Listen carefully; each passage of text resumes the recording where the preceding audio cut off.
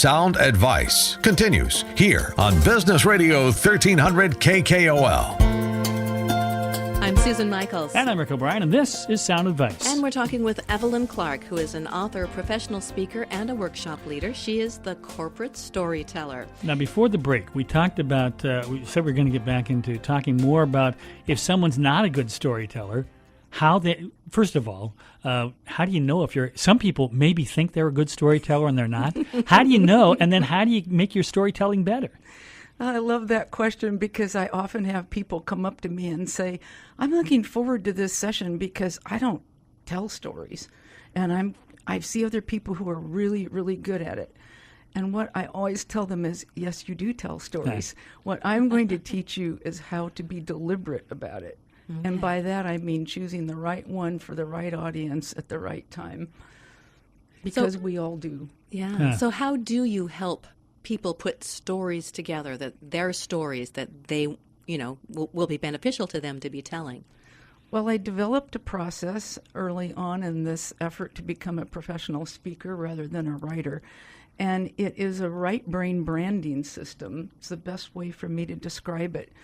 Because I actually did work with a branding expert and helped him write a book long time ago, and we compared our processes, and they were very much parallel, but his was very left brain, mine creative side. Right brain branding.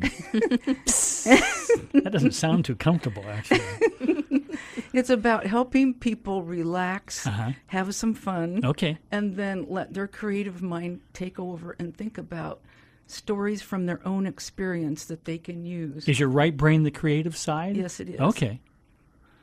So you're using that creative side of things. Right. And that's important. Now, I had a question come to mind.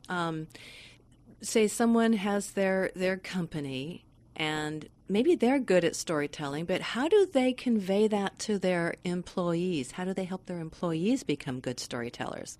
Because that's something you want, right? Mm-hmm. It's for everyone to kind of be on the same page and telling good stories.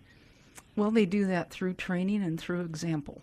Okay. So if the leader is telling stories on a regular basis and asking others to come to a meeting with a story of something that's been successful, then people start to get the idea. And one of the fun things about story is that it is by nature viral. If people hear a great story, they want to repeat it. We all do that.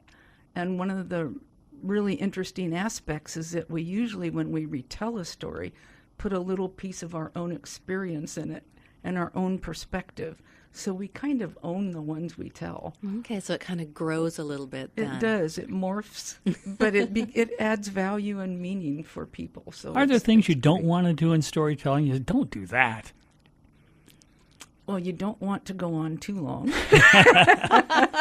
You don't want to have people looking at their watches going, when is this going to be done? That's one of the things that I thought of as soon as you asked about that. Some people might think they're really good, and they go on and on. So, as you both know, it's important to know what to edit out. Okay. Yes. Less is more, as Susan said when we were talking about this before we started. And it's important for people to realize that you need to distill the story to what you really need to say. Mm-hmm. Okay. Now, what are some of the problems that an organization may see that kind of would be an indication that maybe they need to work on their storytelling? I think one of the most serious things is what we've touched on already, and that is if employees are confused about what they're supposed to do to help enact the mission and values, and if customers aren't responding the way you would like them to, there's a disconnect there somewhere. If a lot of employees are snoring at company meetings, that's an indication, I think.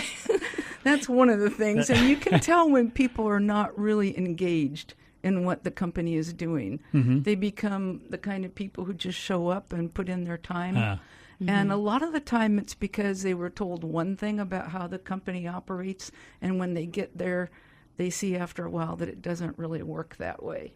Okay. So it's crucial. It's one of the things I'm really passionate about is having values-based stories so that people understand what you're about, and then they can decide before they ever come on board if that's the right place for them. If it's the right fit, so to speak. Yeah. So a company would use, ideally, use stories interesting. when they're interviewing for employees. That makes Yes. sense. Stories about the company itself. Exactly. So these were stories of things that had happened, how things are done, what people have accomplished, and that type of thing. Exactly. Once upon a time, I started a business.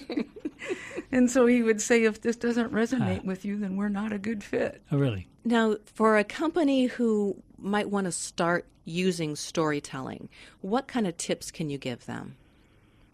It's really quite simple.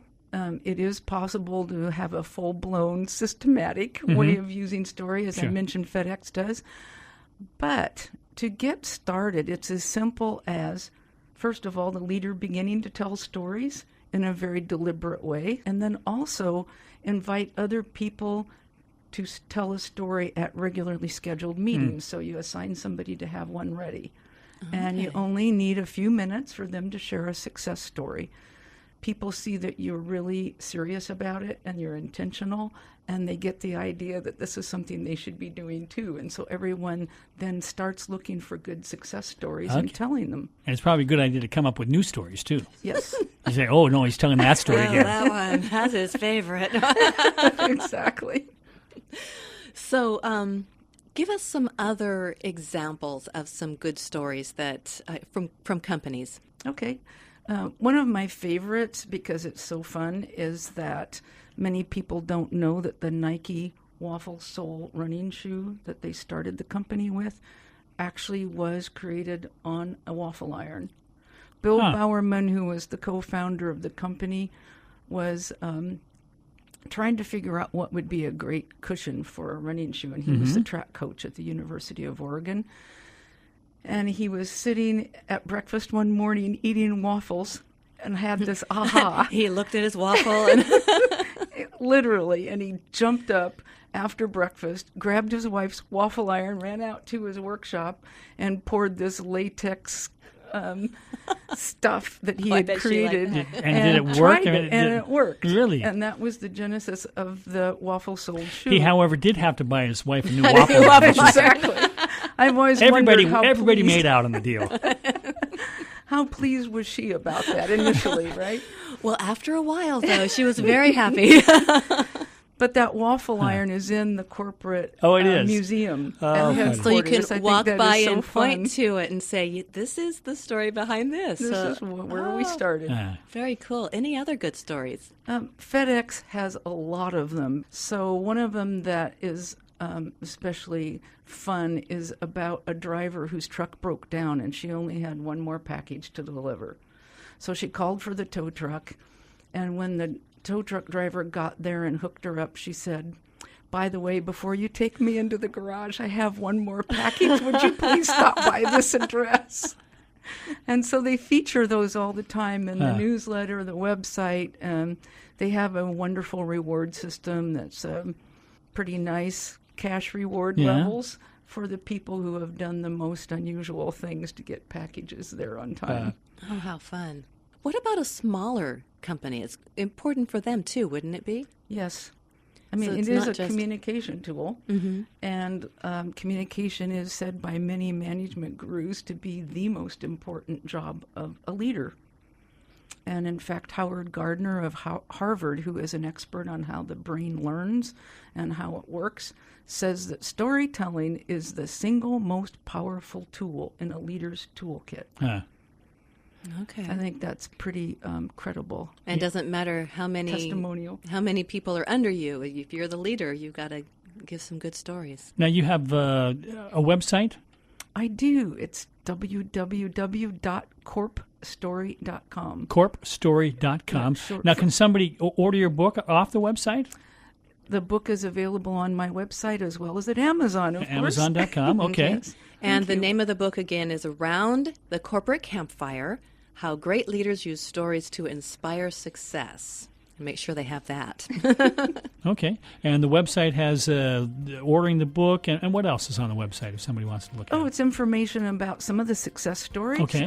of workshops that I've led, and a blog. I have a blog on the homepage, and information about my background, client list, a lot of facts about why stories work. Okay. Okay, very good. Well, Evelyn, we thank you for being with us today on Sound Advice. thank you very much. It's been a pleasure.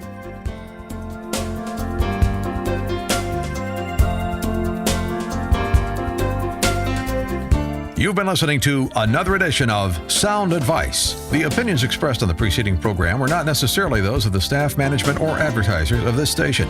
Tune in at 2 to hear from your Sound Advice team here on Business Radio 1300 KKOL.